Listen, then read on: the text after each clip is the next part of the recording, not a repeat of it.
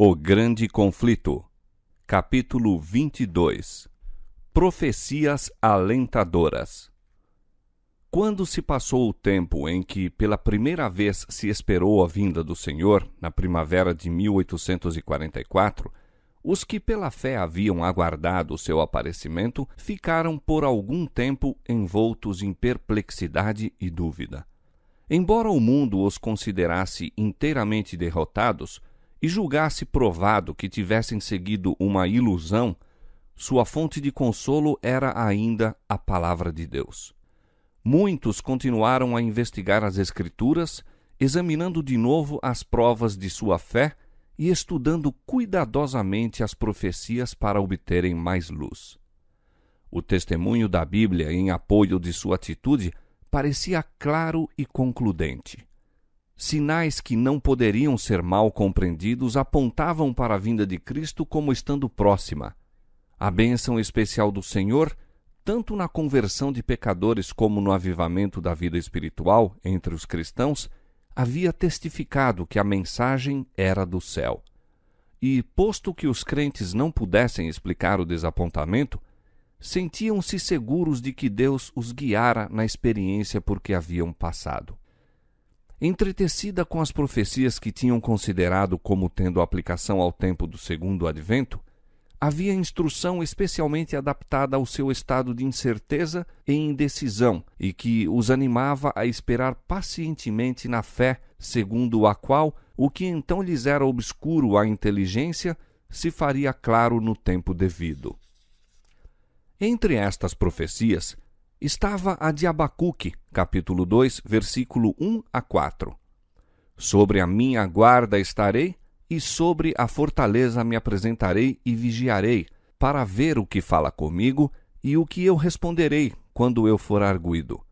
Então o Senhor me respondeu e disse: Escreve a visão, e torna-a bem legível sobre tábuas, para que a possa ler o que correndo passa. Porque a visão é para o tempo determinado, e até o fim falará, e não mentirá. Se tardar, espera-o, porque certamente virá, não tardará. E eis que a sua alma se incha, não é reta nele, mas o justo, pela sua fé, viverá. Já em 1842, a ordem dada nesta profecia de escrever a visão e torná-la bem legível sobre tábuas, a fim de que pudesse ler o que correndo passasse, havia sugerido a Carlos Fitch a preparação de um mapa profético a fim de ilustrar as visões de Daniel e do Apocalipse. A publicação deste mapa foi considerada como cumprimento da ordem dada por Abacuque. Todavia, ninguém naquele tempo notou que uma visível demora no cumprimento da visão, um tempo de tardança, é apresentada na mesma profecia. Depois do desapontamento, pareceu muito significativa esta passagem. A visão é ainda para o tempo determinado, e até o fim falará, e não mentirá. Se tardar, espera-o, porque certamente virá, não tardará. O justo, pela sua fé, viverá. Foi também fonte de encorajamento e conforto aos crentes uma parte da profecia de Ezequiel. E veio ainda a mim a palavra do Senhor, dizendo: Filho do homem, que ditado é este que vós tendes na terra de Israel, dizendo: Prolongar-se-ão os dias e perecerá toda a visão? Portanto, dize-lhes: Assim diz o Senhor Jeová: Chegaram os dias e a palavra de toda a visão. Falarei, e a palavra que eu falar se cumprirá. Não será diferida. Os da casa de Israel dizem: A visão que este vê é para muitos dias, e profetiza de tempos que estão longe. Portanto, dize-lhes: Assim diz o Senhor Jeová: Não será mais diferida nenhuma das minhas palavras, e a palavra que falei se cumprirá. Ezequiel capítulo 12, versos 21 a 25, 27 e 28. Os que esperavam se regozijaram, crendo que aquele que conhece o fim desde o princípio havia olhado através dos séculos e, prevendo-lhes o desapontamento, lhes dera palavras de animação e esperança. Não fossem essas porções das Escrituras advertindo-os a esperar com paciência e a conservar firme a confiança na palavra de Deus, sua fé teria fracassado naquela hora de prova. A parábola das 10 virgens, de Mateus capítulo 25, ilustra também a experiência do povo adventista. Em Mateus capítulo 24, em resposta à pergunta dos discípulos relativa aos sinais de sua vinda e do fim do mundo, Cristo indicara alguns dos acontecimentos mais importantes da história do mundo e da Igreja, desde o seu primeiro advento até o segundo, a saber, a destruição de Jerusalém, a grande tribulação da Igreja sob a perseguição pagã e papal, o escurecimento do sol e da lua e a queda das estrelas. Depois disto, falou a respeito de sua vinda em seu reino e expôs a parábola que descreve as duas classes de servos que lhe aguardam o aparecimento. O capítulo 25 inicia-se com estas palavras: Então o reino dos céus será semelhante a 10 virgens. Aqui se faz referência à igreja que vive nos últimos dias, a mesma que é indicada no fim do capítulo 24. Sua experiência é ilustrada nessa parábola pelas cenas de um casamento oriental. Então o reino do céu será semelhante a 10 virgens que, tomando as suas lâmpadas, saíram ao encontro do esposo. E 5 delas eram prudentes, e 5 loucas.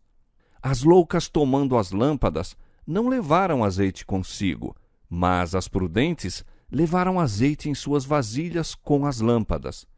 E tardando o esposo, tosquenejaram todas e adormeceram. Mas à meia-noite ouviu-se um clamor: Aí vem o esposo, saí-lhe ao encontro.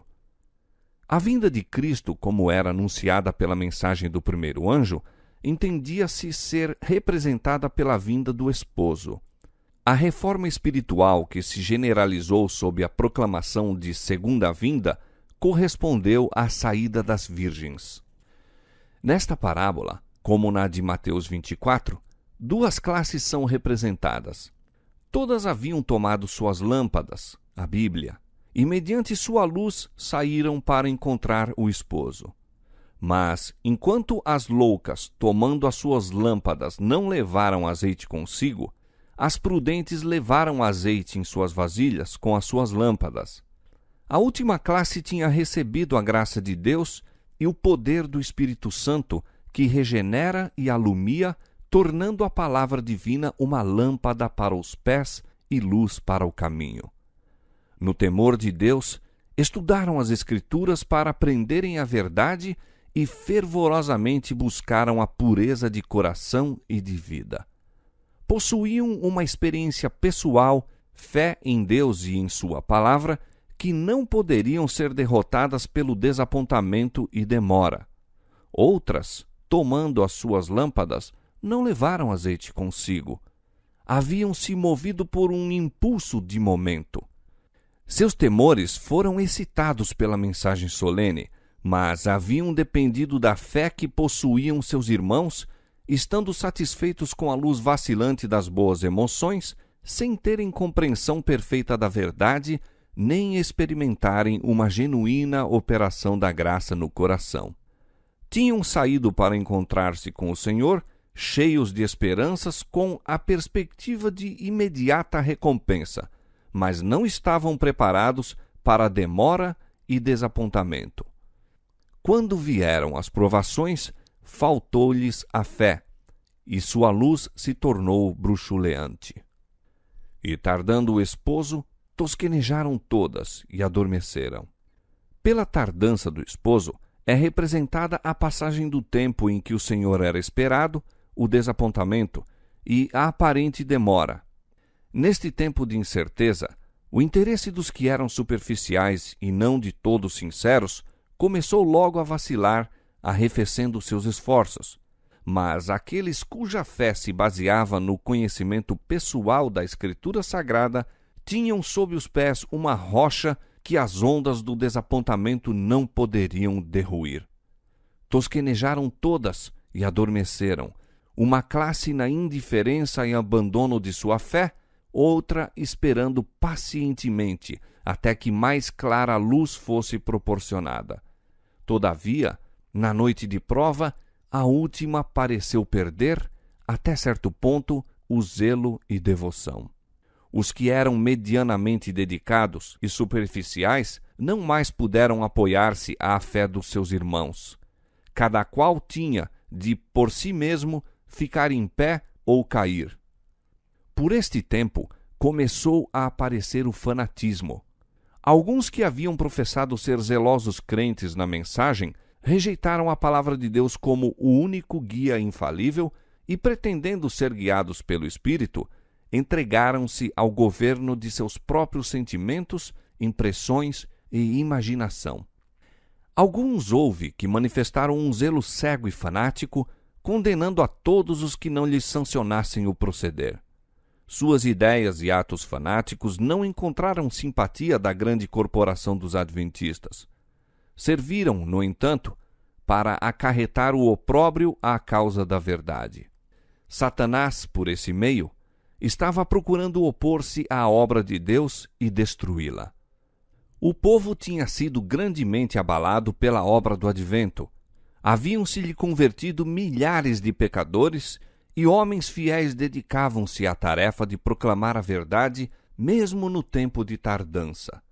O príncipe do mal perdia seus súditos e, no intuito de acarretar a ignomínia à causa de Deus, procurou enganar alguns que professavam a fé, levando-os a extremos. Seus agentes estavam alerta para apanhar todo erro, falta e ato indecoroso e apresentá-los ao povo exageradamente, a fim de tornar odiosos os adventistas e sua fé. Assim, quanto maior fosse o número dos que ajuntasse para professar fé no segundo advento, possuindo-lhes, ao mesmo tempo, o coração, tanto maior vantagem alcançaria e chamava para eles a atenção como representantes de todo o corpo de crentes. Satanás é o acusador de nossos irmãos, e é o seu espírito que inspira os homens a espreitar os erros e defeitos do povo do Senhor, conservando-o sob observação enquanto deixa ignoradas suas boas ações. Ele está sempre em atividade quando Deus opera pela salvação das almas. Quando os filhos de Deus se apresentam perante o Senhor, Satanás vai também entre eles. Em todo avivamento está ele pronto para introduzir os de coração não santificado e desequilibrados de espírito. Quando estes aceitam alguns pontos da verdade e adquirem um lugar entre os crentes, opera por meio deles a fim de introduzir teorias que enganarão os incautos. Não se prova que qualquer homem seja cristão verdadeiro por encontrar-se em companhia dos filhos de Deus, mesmo na casa de culto e à mesa do Senhor. Satanás frequentemente ali se acha, nas ocasiões mais solenes, sob a forma daqueles que pode usar como agentes. O príncipe do mal disputa cada polegada de terreno em que o povo de Deus avança em sua jornada rumo à cidade celestial. Nenhuma reforma, em toda a história da Igreja, foi levada avante sem encontrar sérios obstáculos. Assim foi no tempo de Paulo. Onde quer que o apóstolo fundasse uma igreja, alguns havia que professavam receber a fé, mas introduziam heresias que, uma vez aceitas, excluiriam finalmente o amor da verdade. Lutero também sofreu grande perplexidade e angústia pelo procedimento de pessoas fanáticas que pretendiam haver Deus falado diretamente por meio delas e que, portanto, colocavam as próprias ideias e opiniões acima do testemunho das Escrituras. Muitos a quem faltavam fé e experiência, mas que possuíam considerável presunção, gostando de ouvir ou de contar alguma coisa nova, eram seduzidos pelas pretensões dos novos ensinadores e uniam-se aos agentes de Satanás na obra de derruir o que Deus levara Lutero a edificar. E os Wesley e outros que abençoaram o mundo pela sua influência e fé, encontraram a cada passo os ardis de Satanás, que consistiam em arrastar pessoas de zelo exagerado, desequilibradas e profanas, a excessos de fanatismo de toda sorte. Guilherme Miller não alimentava simpatias para com as influências que conduziam ao fanatismo. Declarou, como o fez Lutero, que todo espírito deveria ser provado pela palavra de Deus. O diabo, disse Miller, tem presentemente grande poder sobre o espírito de alguns. E como saberemos que espécie de espíritos são eles? A Bíblia responde: por seus frutos os conhecereis. Muitos espíritos há no mundo. Ordena-se-nos provar os espíritos. O espírito que não nos faz viver sóbria, reta e piamente no mundo atual não é o espírito de Cristo. Estou cada vez mais convencido de que Satanás muito tem a fazer nestes movimentos desordenados. Entre nós, muitos que pretendem ser inteiramente santificados seguem as tradições dos homens e visivelmente se tornam tão ignorantes acerca da verdade como outros que não têm semelhantes pretensões. O espírito do erro nos afastará da verdade, e o Espírito de Deus para a verdade nos conduzirá. Mas, dizeis vós, um homem pode estar em erro e pensar que tem a verdade. Como será então? Respondemos: o Espírito e a palavra concordam. Se um homem julga a si mesmo pela palavra de Deus e acha perfeita harmonia em toda a palavra, deve então crer que tem a verdade. Mas, se descobre que o espírito pelo qual se conduz não se harmoniza com todo o conteúdo da lei ou do livro de Deus, ande com cuidado, para que não suceda a ser preso na cilada do diabo. Tenho muitas vezes obtido mais provas de uma piedade interior por meio de um olhar iluminado, um rosto umedecido, uma fala embargada, do que todo o ruído da cristandade. Nos dias da Reforma, os inimigos desta assacavam todos os males do fanatismo aos mesmos que estavam a trabalhar com todo o afã para combatê-lo. Idêntico proceder adotaram os oponentes do movimento adventista. E não contentes com torcer e exagerar os erros dos extremistas e fanáticos, faziam circular boatos desfavoráveis que não tinham os mais leves traços de verdade. Essas pessoas eram movidas pelo preconceito e o ódio. Sua paz se perturbava pela proclamação de que Cristo estava às portas. Temiam fosse verdade e, contudo, esperavam que o não fosse, e este era o segredo da luta que moviam contra os adventistas e sua fé. O fato de alguns fanáticos se haverem imiscuído nas fileiras dos adventistas não constitui maior motivo para julgar que o movimento não era de Deus do que a presença de fanáticos e enganadores na igreja no tempo de Paulo ou Lutero fora razão suficiente para condenar sua obra. Desperte do sono o povo de Deus e inicie com fervor a obra de arrependimento e reforma. Investigue as Escrituras para aprender a verdade como é em Jesus. Faça uma consagração completa a Deus e não faltarão evidências de que Satanás ainda se acha em atividade e vigilância. Com todo o engano possível, manifestará ele seu poder, chamando em seu auxílio os anjos caídos de seu reino. Não foi o proclamar do segundo advento que criou fanatismo e divisão.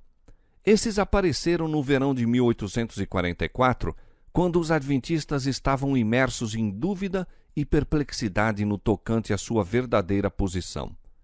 O anunciar da mensagem do primeiro anjo e do clamor da meia-noite tendia diretamente a reprimir o fanatismo e a discórdia. Os que participavam destes solenes movimentos estavam em harmonia. Enchia-lhes o coração o amor de uns para com os outros e para com Jesus, a quem esperavam ver brevemente. Uma só fé, uma só esperança os elevavam acima do domínio de qualquer influência humana, demonstrando-se um escudo contra os assaltos de Satanás. E, tardando o esposo, tosquenejaram todas e adormeceram. Mas à meia-noite ouviu-se um clamor. Aí vem o esposo! Saí-lhe ao encontro! Então todas aquelas virgens se levantaram e prepararam as suas lâmpadas. Mateus capítulo 25, versos 5 a 7. No verão de 1844, período de tempo intermediário entre a época em que a princípio se supusera que devessem terminar os 2.300 dias e o outono do mesmo ano, até onde, segundo mais tarde se descobriu, deveriam eles chegar, a mensagem foi proclamada nos próprios termos das Escrituras. Aí vem o esposo. O que determinou este movimento foi descobrir-se que o decreto de Artaxerxes para a restauração de Jerusalém, o qual estabelecia o ponto de partida para o período dos 2.300 dias, entrou em vigor no outono do ano 457 a.C. e não no começo do ano, conforme anteriormente se havia crido. Contando o outono de 457, os 2.300 anos terminam no outono de 1844. Argumentos aduzidos dos símbolos do Velho Testamento apontavam também para o outono como o tempo em que deveria ocorrer o acontecimento representado pela purificação do santuário. Isto se tornou muito claro ao dar-se atenção à maneira por que os símbolos relativos ao primeiro advento de Cristo se haviam cumprido. A morte do Cordeiro Pascal era sombra da morte de Cristo. Diz Paulo: Cristo, nossa Páscoa, foi sacrificado por nós. 1 Coríntios capítulo 5, verso 7. O molho das primícias, que por ocasião da Páscoa era movido perante o Senhor, simbolizava a ressurreição de Cristo. Falando da ressurreição do Senhor e de todo o seu povo, diz Paulo: Cristo, as primícias, depois os que são de Cristo na sua vinda. 1 Coríntios capítulo 15, verso 23. Semelhante ao molho que era agitado, constituído pelos primeiros grãos amadurecidos que se colhiam antes da ceifa, Cristo é as primícias da ceifa imortal de resgatados, que por ocasião da ressurreição futura serão recolhidos ao celeiro de Deus. Aqueles símbolos se cumpriram, não somente quanto ao acontecimento, mas também quanto ao tempo. No dia 14 do primeiro mês judaico, no mesmo dia e mês em que, durante 15 longos séculos, o Cordeiro Pascal havia sido morto, Cristo, tendo comido a Páscoa com os discípulos, instituiu a solenidade que deveria comemorar sua própria morte como o Cordeiro de Deus que tira o pecado do mundo. Naquela mesma noite, ele foi tomado por mãos ímpias para ser crucificado e morto. E como o antítipo dos molhos que eram agitados, nosso Senhor ressurgiu dentre os mortos ao terceiro dia como as primícias dos que dormem. 1 Coríntios capítulo 15, verso 20. Exemplo de todos os ressuscitados justos, cujo corpo abatido será transformado para ser conforme o seu corpo glorioso. Filipenses capítulo 3, verso 21. De igual maneira, os tipos que se referem ao segundo advento devem cumprir-se ao tempo designado no culto simbólico.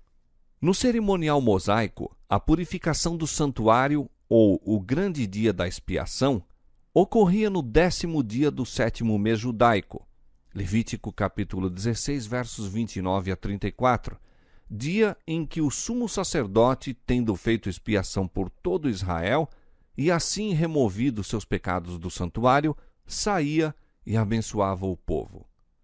Destarte, acreditava-se que Cristo, nosso sumo sacerdote, apareceria para purificar a terra pela destruição do pecado e pecadores e glorificar com a imortalidade a seu povo expectante.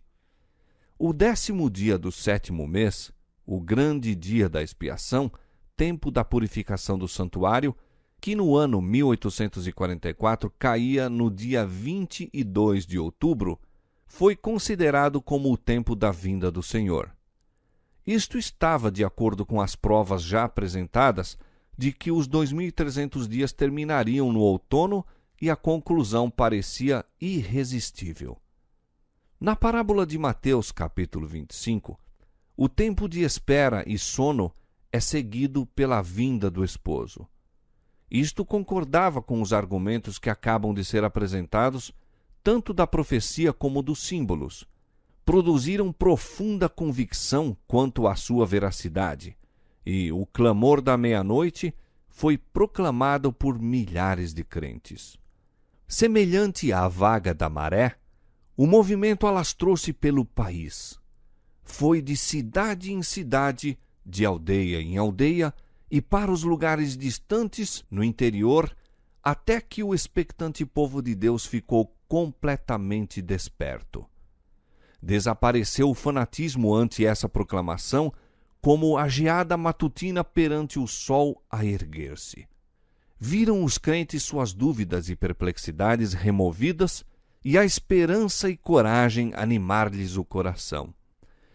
A obra estava livre dos exageros que sempre se manifestam quando há arrebatamento humano sem a influência moderadora da palavra e do Espírito de Deus. Assemelhava-se no caráter aos períodos de humilhação e regresso ao Senhor que, entre o antigo Israel, se seguiam à mensagem de advertência por parte de seus servos. Teve as características que distinguem a obra de Deus em todas as épocas. Houve pouca alegria arrebatadora, porém, mais profundo exame de coração, confissão de pecados e abandono do mundo. O preparo para encontrar o Senhor era a grave preocupação do espírito em agonia. Havia perseverante oração e consagração a Deus sem reservas. Dizia Miller, ao descrever aquela obra: nenhuma grande expressão de alegria existe. Esta se acha, por assim dizer, reservada para uma ocasião futura em que todo o céu e a terra se regozijarão juntamente com um indizível gozo cheio de alegria. Não há aclamações. Estas também estão reservadas para as aclamações do céu. Os cantores estão em silêncio. Esperam para se unir às hostes angélicas, o coro celestial. Não há divergência de sentimentos. Todos são de um mesmo coração e espírito. Outro participante do movimento testificou: produziu por toda a parte o mais profundo exame de coração e humilhação da alma perante o Deus dos céus. Resultou em desapego das coisas deste mundo, afastamento de controvérsias e animosidades, confissão de faltas, em contrição perante Deus e súplicas de coração arrependido e quebrantado, para que o Senhor lhes perdoasse e os aceitasse. Causou humilhação pessoal e contrição da alma, tais como nunca dantes testemunhamos. Conforme Deus ordenara por meio de Joel, para quando o grande dia do Senhor estivesse próximo, produziu o rasgar de corações e não do vestuário, a conversão ao Senhor em jejum, pranto e lamentações. Conforme dissera Deus por Zacarias, sobre os seus filhos foi derramado um espírito de graça e súplica. Eles olharam para aquele a quem haviam ferido, houve grande pranto na terra, e os que esperavam pelo Senhor afligiram a alma perante ele. De todos os grandes movimentos religiosos desde os dias dos apóstolos, nenhum foi mais livre de imperfeições humanas e dos enganos de Satanás do que o do outono de 1844. Mesmo hoje, depois de transcorridos muitos anos, todos os que participaram do movimento e que permanecem firmes na plataforma da verdade ainda sentem a santa influência daquela obra abençoada e dão testemunho de que ela foi de Deus. Ao brado: aí vem o esposo, saí-lhe ao encontro, os expectantes se levantaram e prepararam as suas lâmpadas. Estudavam a palavra de Deus com interesse mais intenso do que nunca. Eram enviados anjos do céu para despertar os que se haviam desanimado e prepará-los para receber a mensagem. A obra não se mantinha pela ciência e saber dos homens, mas pelo poder de Deus. Não foram os mais talentosos os primeiros a ouvir e obedecer à chamada, mas os mais humildes e dedicados. Lavradores deixaram as colheitas nos campos, mecânicos depuseram as ferramentas e, com lágrimas e regozijo, saíram a dar a advertência. Os que anteriormente haviam dirigido a causa foram dos últimos a unir-se a este movimento. As igrejas, em geral, fecharam as portas a esta mensagem e numeroso grupo dos que a receberam cortou sua ligação com elas. Na providência de Deus, esta proclamação se uniu com a mensagem do segundo anjo, conferindo poder à obra. A mensagem "Aí vem o esposo" não era tanto uma questão de argumento, se bem que a prova das Escrituras fosse clara e concludente. Ia com ela um poder impulsor que movia a alma. Não havia discussão nem dúvidas. Por ocasião da entrada triunfal de Cristo em Jerusalém, o povo que de todas as partes do país se congregara a fim de solenizar a festa foi em tropel ao Monte das Oliveiras e, unindo-se à multidão que acompanhava a Jesus, deixou-se tomar pela inspiração do momento e ajudaram a avolumar a aclamação. Bendito o que vem em nome do Senhor. Mateus 21, 9. De modo semelhante, os incrédulos que se congregaram nas reuniões adventistas, alguns por curiosidade, outros meramente com o fim de ridicularizar, sentiram o poder convincente que acompanhava a mensagem "Aí vem o esposo". Naquele tempo houve fé que atraía resposta à oração, fé que tinha em vista a recompensa. Como aguaceiros sobre a terra sedenta, o Espírito de graça descia aos que ardorosamente o buscavam. Os que esperavam em breve estar face a face com seu Redentor sentiram uma solene e inexprimível alegria. O poder enternecedor do Espírito Santo conferiu aos fiéis rica medida de bênçãos, sensibilizando-lhes o coração. Cuidadosa e solenemente, os que receberam a mensagem chegaram ao tempo em que esperavam encontrar-se com o Senhor. Sentiam como primeiro dever, cada manhã, obter a certeza de estar aceitos por Deus. De corações intimamente unidos, oravam muito uns com os outros e uns pelos outros. A fim de ter comunhão com Deus, reuniam-se muitas vezes em lugares isolados e dos campos ou dos bosques as vozes de intercessão ascendiam ao céu. A certeza da aprovação do Salvador era-lhes mais indispensável do que o pão cotidiano. E se alguma nuvem lhes toldava o espírito, não descansavam enquanto não fosse dissipada. Sentindo o testemunho da graça perdoadora, almejavam contemplar aquele que de sua alma era amado. Mas, de novo, estavam destinados ao desapontamento. O tempo de expectação passou e o Salvador não apareceu.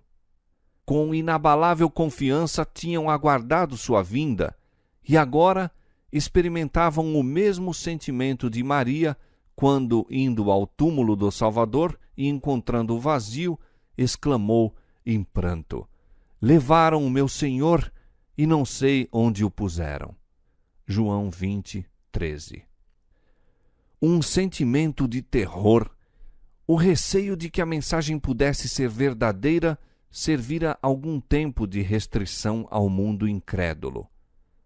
Passado o que foi o tempo, esse sentimento não desapareceu de pronto.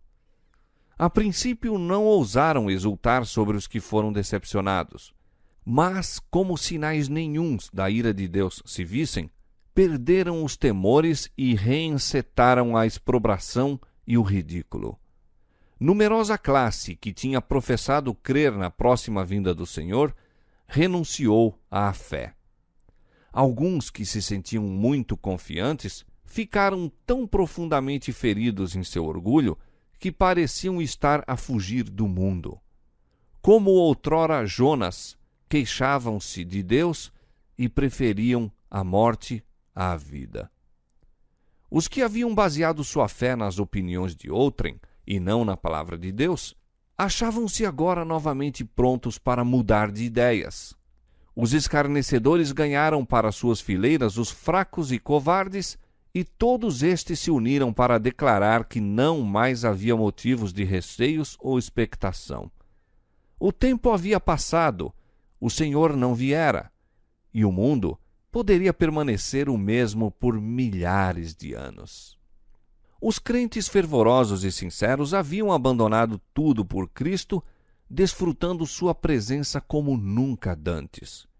Conforme acreditavam, tinham dado o último aviso ao mundo, e esperando serem logo recebidos na companhia do Divino Mestre e dos anjos celestiais, tinham-se em grande parte retirado da companhia dos que não receberam a mensagem.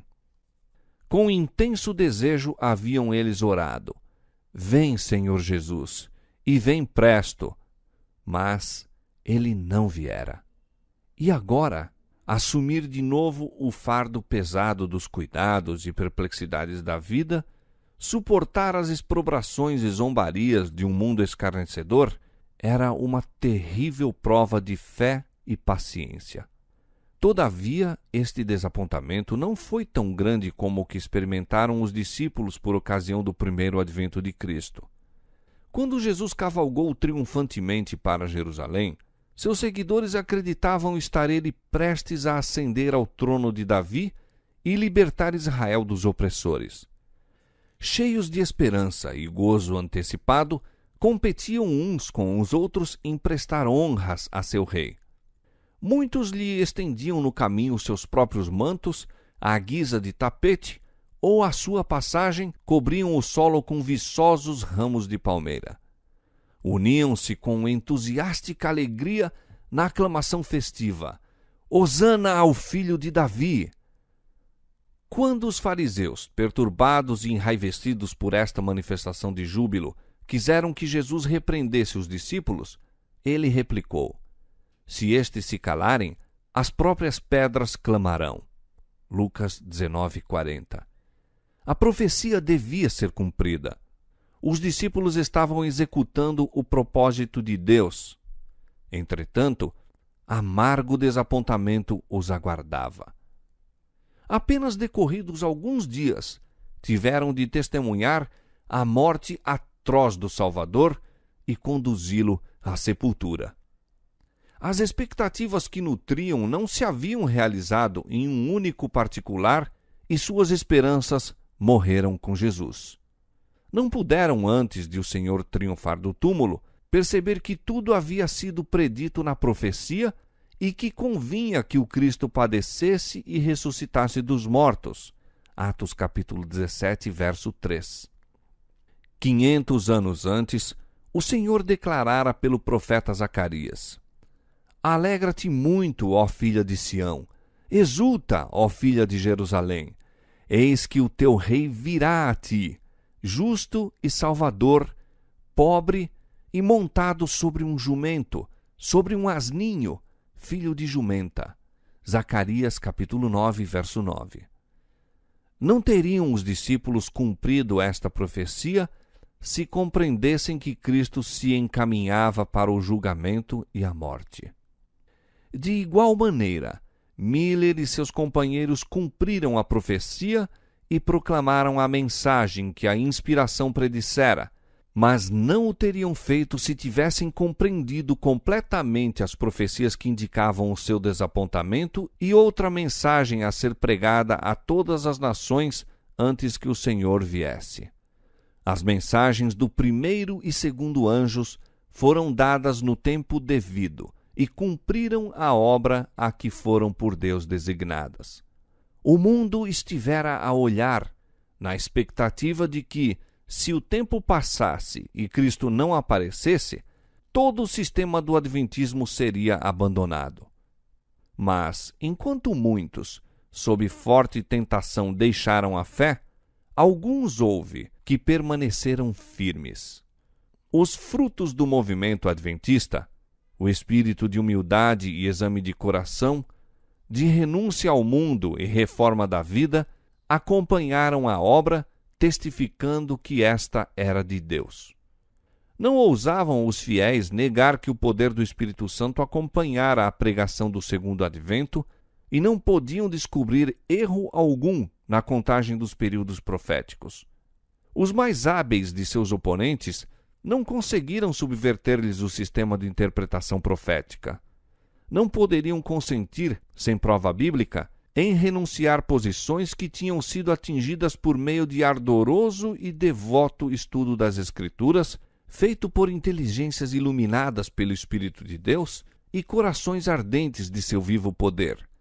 Posições que tinham resistido à crítica mais severa e à mais amarga oposição dos mestres religiosos do povo e dos sábios deste mundo, e que haviam permanecido firmes ante as forças combinadas do saber e da eloquência, contra a chufa e zombaria tanto das pessoas de reputação como do vulgo. Verdade é que houve erro quanto ao acontecimento esperado, mas mesmo isto não podia abalar-lhes a fé na palavra de Deus. Quando Jonas proclamou nas ruas de Nínive que dentro de 40 dias a cidade seria subvertida, o Senhor aceitou a humilhação dos ninivitas e prolongou-lhes o tempo de graça. No entanto, a mensagem de Jonas foi enviada por Deus, e Nínive foi provada segundo a sua vontade. Acreditaram os adventistas que, de modo semelhante, Deus o levara a dar a advertência do juízo.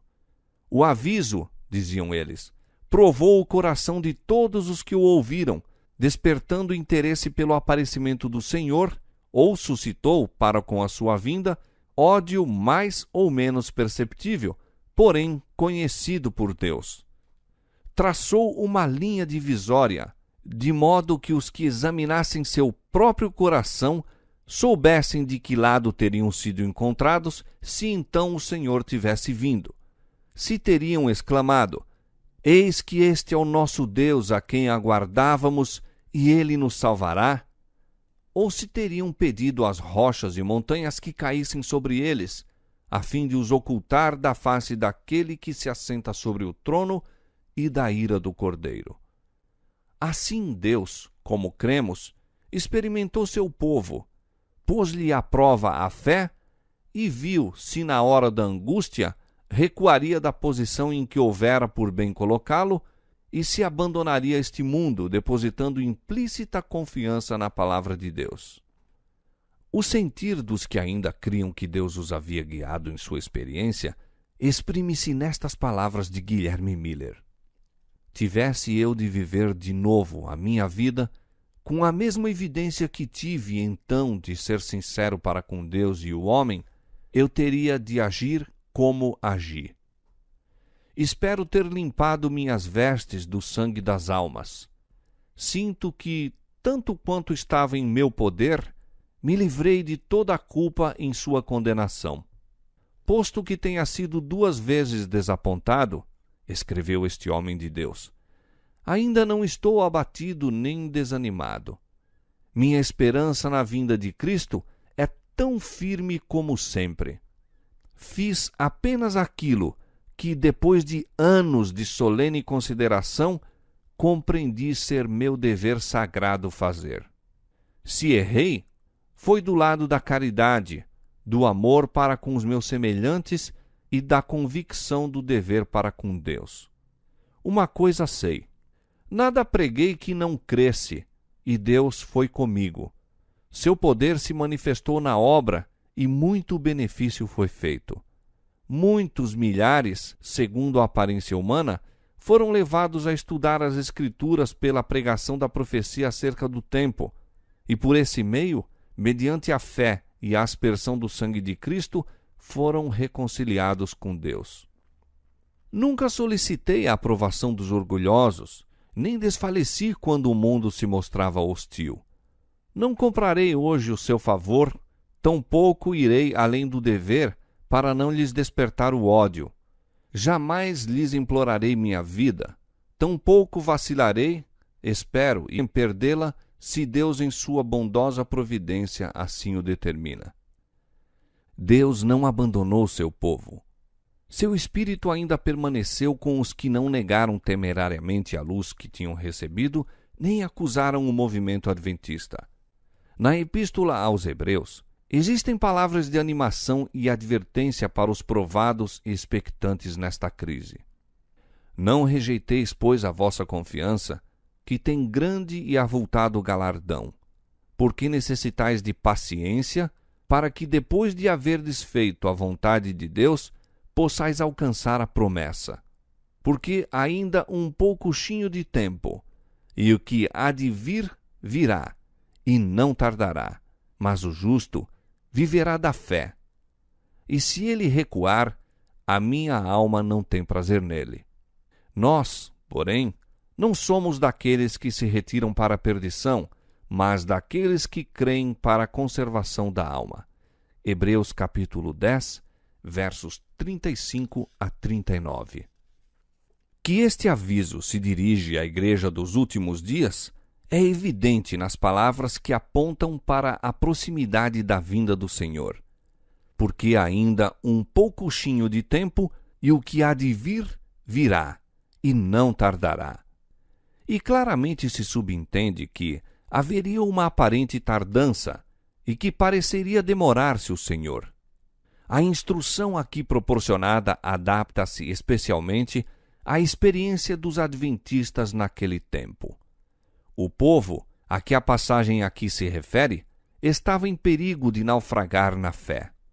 Tinham feito a vontade de Deus, seguindo a guia de seu Espírito e sua palavra.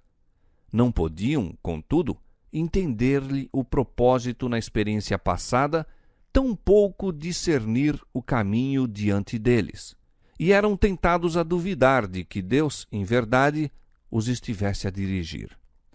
A esse tempo se aplicavam as palavras: mas o justo viverá da fé. Dado o fato de haver a brilhante luz do clamor da meia-noite lhes resplandecido no caminho, e terem visto descerrarem-se as profecias, e em rápido cumprimento os sinais que declaravam estar próxima a vinda de Cristo, haviam caminhado, por assim dizer, pela vista. Agora, porém, abatidos por verem frustradas as esperanças, unicamente pela fé em Deus e em sua palavra poderiam permanecer em pé. O mundo escarnecedor dizia: fostes enganados. Abandonai vossa fé e dizei que o movimento do advento foi de Satanás. Declarava, porém, a palavra de Deus: se ele recuar, a minha alma não tem prazer nele. Renunciar então à fé e negar o poder do Espírito Santo que acompanhara a mensagem seria recuar para a perdição. Eram acoroçoados à firmeza pelas palavras de Paulo: não rejeiteis, pois, a vossa confiança. Necessitais de paciência, porque ainda um poucochinho de tempo, e o que há de vir, virá, e não tardará. A única maneira segura de proceder era reter a luz que já haviam recebido de Deus, apegar-se firmemente às suas promessas e continuar a examinar as Escrituras, esperando e vigiando pacientemente, a fim de receber mais luz.